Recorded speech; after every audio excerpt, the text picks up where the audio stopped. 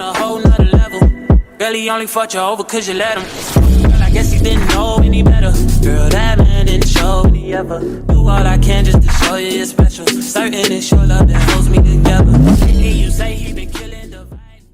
What's good, YouTube? It's your boy DAVO, man, back with another video, man. Today, man, I got y'all with another reaction video, man. Ain't gonna lie, man, we finna start doing a little Walking Dead little reaction series, cause I ain't gonna lie, me personally, bro, I got a lot to say about, you know, Walking Dead and everything. So I ain't gonna lie, this some spoilers. I ain't gonna lie, it's some spoilers, but we finna be reacting to the Negan we never saw in Walking Dead, because, you know, as y'all know, the comic version of Negan and the movie version of Negan is way different. I ain't gonna lie, I ain't never really watched read the comics, but like I didn't tune in to it, but we ain't finna waste no more time, man. Let's go and get into it, man. Negan, the guy who bashed in Glenn's skull and ruled the apocalypse with a barbed wire bat. On TV, he became charming, kind of funny, and sometimes almost a good guy.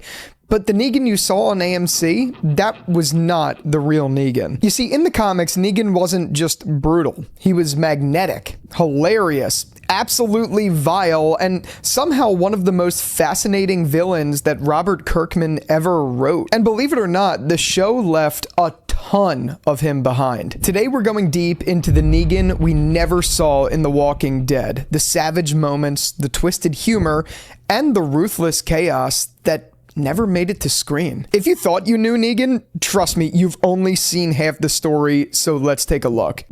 Negan is one of the biggest characters in The Walking Dead, and he's my personal favorite. And regardless of my personal preference, and love him or hate him, he changed the entire series the moment he stepped onto both the page and the screen. And I ain't gonna lie, like, he did, but like, bro, he went about the whole situation with, like, I don't know, I guess the movie and the comics is different. I mean, the series and the comics is different, but like in the series, bro, I feel like he did not have to kill all the people for no reason. Like, I mean, he had a reason for his people, but like, he made it seem like his reasons was just like as an excuse. Like, nah, bro, it's just how he did. It's just like, bro. Even now he's popping up in spin-offs like Dead City. But here's the thing, if your only exposure to Negan is Jeffrey Dean Morgan on AMC, you're honestly missing half the picture. Because in the comics, Negan was scarier, funnier, way more vulgar,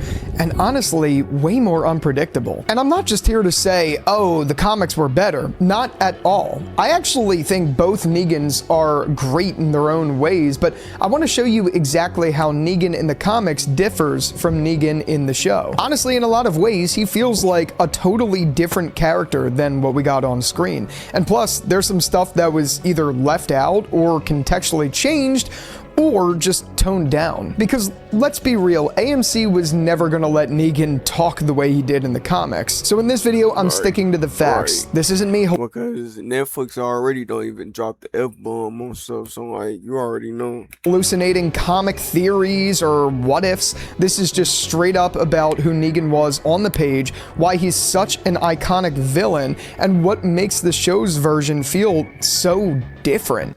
Let's start by talking about Negan from the comics, and I don't mean just the guy with the bat, I mean the man behind it. Because comic Negan isn't just a villain, he's a whole damn experience.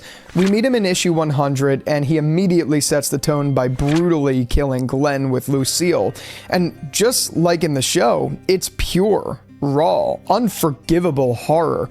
He doesn't just swing, he talks during it, he mocks, he grins. From that moment, comic fans knew this guy was built different, but I ain't gonna lie, look, I got something to say about this shit, cause whole time, bro, like, bro, they could have just went by this differently, gang. Like, Negan did not have to pull up. First of all, why did Rick wanted to shoot out an outpost that he didn't know? He most definitely knew that was gonna get him into shit. Ain't no way that's it. I ain't gonna lie, bro, you in the apocalypse, bro. You need to think niggas just surviving out their ass. Like, bro, this is crazy, bro. And it's more like, bro, like, why would you risk people's life over some food at Hilltop or whatever?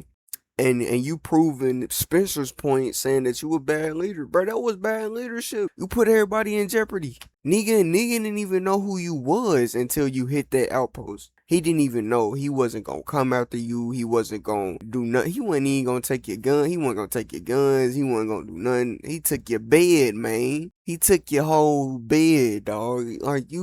Like, bro, why would you risk your life and other people's life for this shit? Like, what makes him wild isn't just the violence, it's how charismatic, vulgar, and calculated he is. And then, Rick, why did you let him live? That's another thing, bro. He mocked during the whole thing in the comics and the series. The comics is worse. The series made me feel disrespected. And I ain't even leading them, bro. I'm the watcher. That, like, it was crazy, bro. Like, dog, why would you risk your life and other people's life for Negan was a gym teacher before the apocalypse, and yeah, you could totally see it. He's loud, aggressive, always talking, and he swears like it's punctuation. He leads the saviors with this twisted moral code, like he thinks he's keeping people safe by ruling through fear and order. He genuinely believes he's the good guy. And let me tell you, his personality, it's off the charts. Dude's making crass jokes 1 second and straight up killing someone the next. Yeah. It's like if a stand-up comic and a warlord had a baby and gave it a barbed wire bat or something. And yeah, his bat, it's not just a weapon, it's named Lucille after his dead wife. Bro. What? Which we later see in the comic miniseries, Here's Negan, which shares a lot of similarities to the season 10 episode of the same name. That series shows us a softer, tragic side of his character, similar to the show. His wife dies of cancer right as the world collapses. It's heartbreaking, but that moment is what launches him into becoming Negan. So yeah, it's complex. He's not just evil to be evil, he's messed up. He's grieving. He's trying to control a broken world the only way he knows how. And that version of Negan, that is the one that hooked comic readers for nearly a decade. But it's like, alright, boom.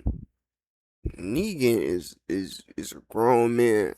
His mind, bro, he can comprehend most stuff other people can't. So, like, therefore, bro, why, again, bro, why would you risk your people's lives that already got taken over some food and, bro, just go outside and scavenge? I mean, bro, you wanted all these people in your stuff. Now you got the people in your vicinity, and now you wanna, nah, bro. First of all, you got so many people in there, bro. Like, he got 2 compounds worth of people in there, bro. Like, he got a whole, like, that's how it started. So, like, bro, you ask for that many people, bro. Provide for them at least the right way, bro. Don't do no, like, bro. Right now, Sub Club members can get a foot long for $6.99 in the Subway app. Subway, eat fresh, feel good. With SafeLight, you can get that fixed now and pay later. Fix now, pay later? SafeLight offers flexible. Alright, so now that we know who Comic Negan really is, let's talk about the elephant in the apocalypse, I guess not the room. The TV version wasn't nearly as ruthless. Let's start with the obvious. Glenn's death. Both versions hit hard for different reasons. While both are brutal, Glenn was never as heartfelt in the comics as he was in the show, so the weight of the moment came across very differently. On screen, the weight of the moment was much more jarring because Stephen Ewan brought so much life to Glenn's character. In the comics, Glenn was a bit more of a background character, so it freed the scene to be much more unrelenting. Like in the comics, there's no fades to black, no dramatic music. It's raw, it's graphic, and Negan is talking the entire time, cracking more jokes, enjoying the moment more. You could feel the power trip in both versions, but it's on display significantly more in the comics. And as I said, yeah, in the show, it's horrifying, but it still felt like they were trying to soften it somehow. They added Abraham to stretch it out, which didn't happen in the comics, at least in the same way. They gave Negan more dramatic pauses. Oh, that man died like Denise. Didn't happen in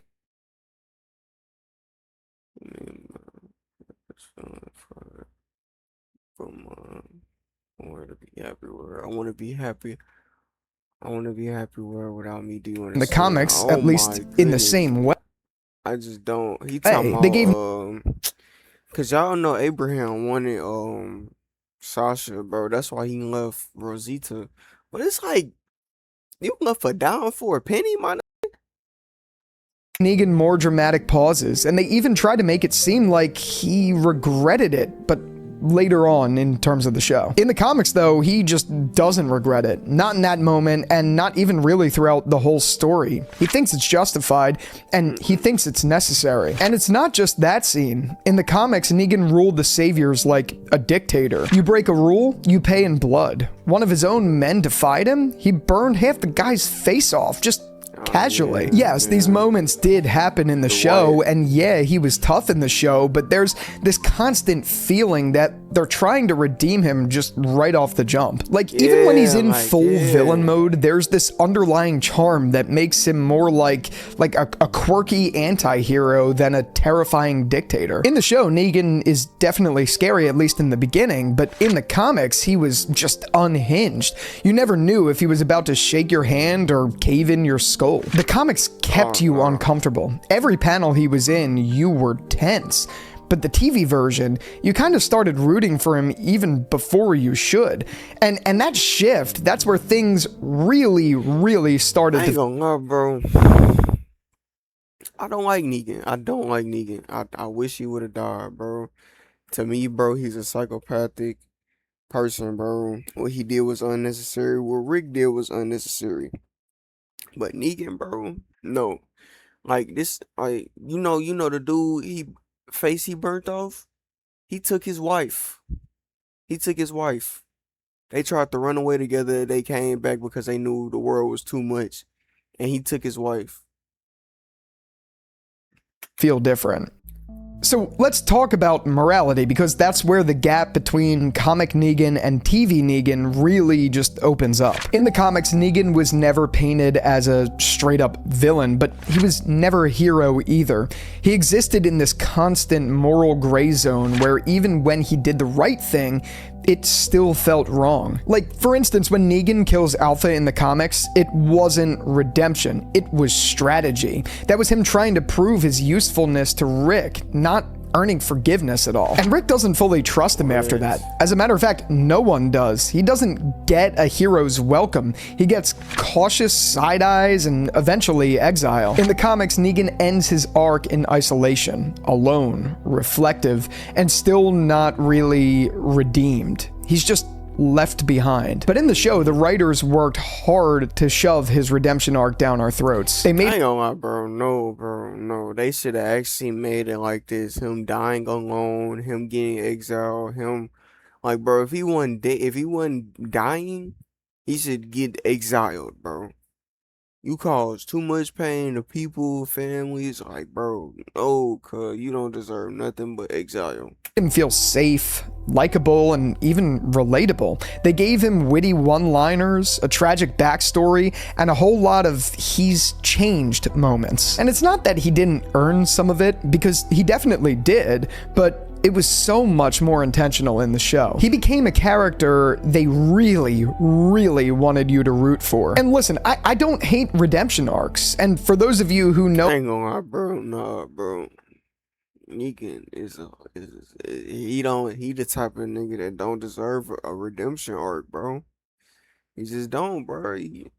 my channel well, you know Negan is my all-time favorite character in both versions, so I'm definitely not complaining at all. It's just the comics approach, it hits so different. It said some people don't get a redemption arc. Some people just live with what they've done, and that's what made comic Negan feel just so damn real. The show made Negan likable. The comics made him complicated, and there's a big difference between those two.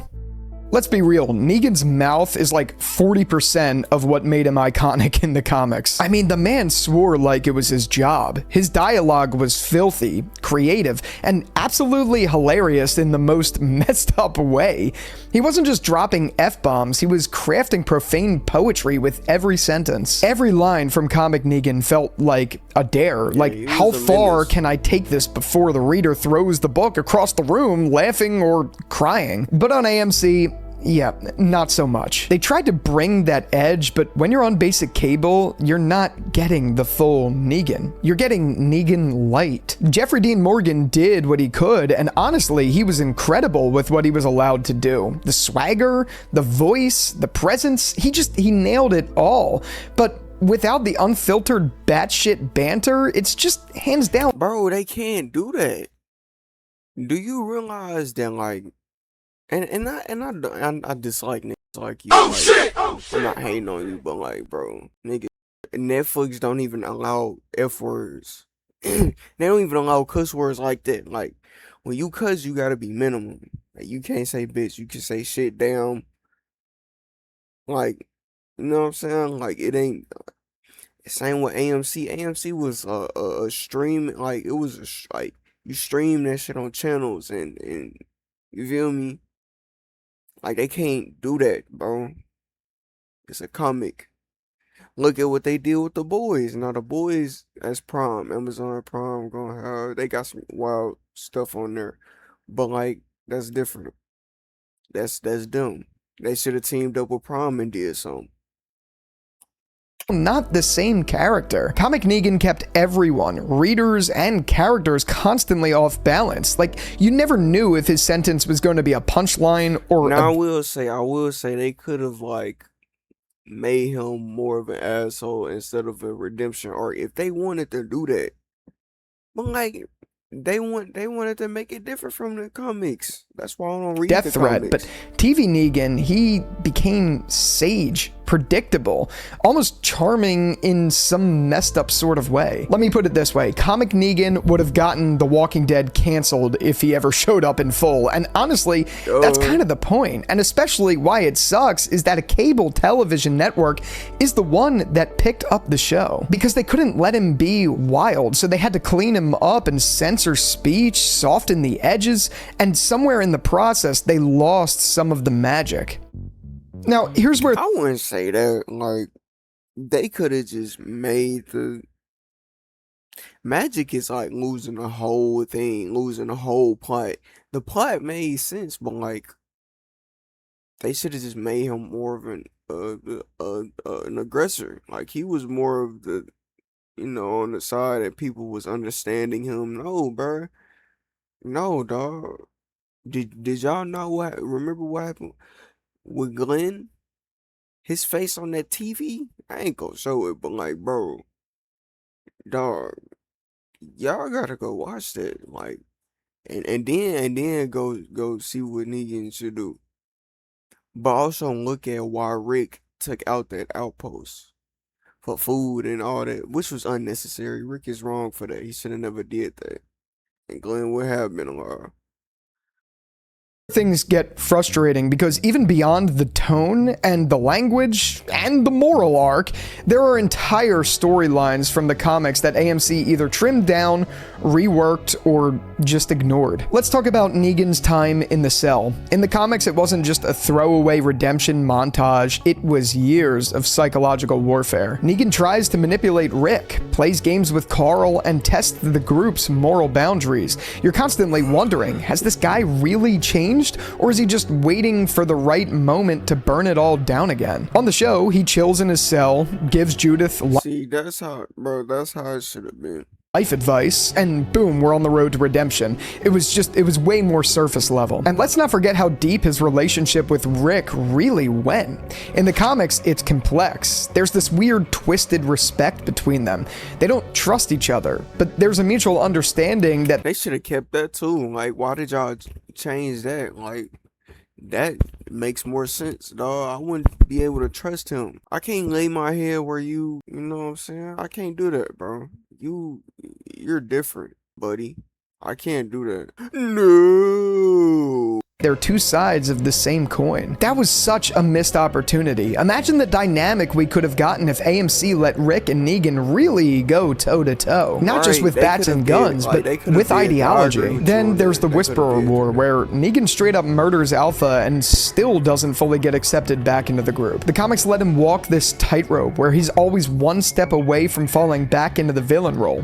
The show practically handed him a good guy badge after one mission. And look, I get it. Pacing, network limits, character arcs, all that stuff. But no. That don't even matter. No.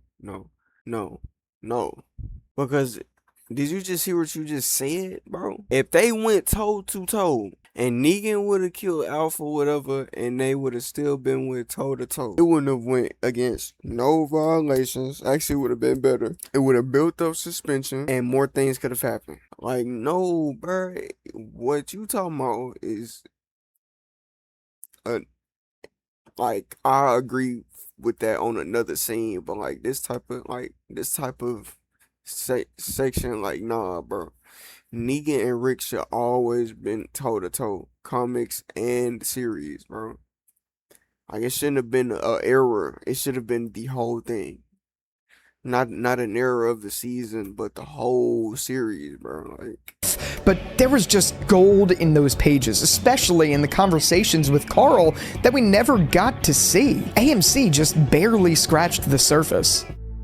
So why does all this matter? Why spend so much time talking about a character from a comic that ended years ago? Because Negan's story isn't just about shock value or charisma. It's about consequences, about what power does to a person. In the comics, he wasn't meant to be someone you forgive. He was meant to make you uncomfortable, to make you question the line between hero and villain. That version of Negan, the raw, manipulative, vulgar, emotionally messed up Negan, was one of the most complex characters Robert Kirkman ever wrote. And when they adapted into TV, they kind of played it safe. They sanded off the rough edges. They made him palatable. And in doing that, they lost the character that fans feared and loved at the same time. Now, don't get me wrong, and as I mentioned, Jeffrey Dean Morgan killed it. He brought something new to the table, and for what they were going for, it worked. But if you never read the comics, you never met the real Negan, and trust me, he's unforgettable. hey man, if you enjoyed the video, man, y'all want more videos like this, man, let me know, man. Oh yeah,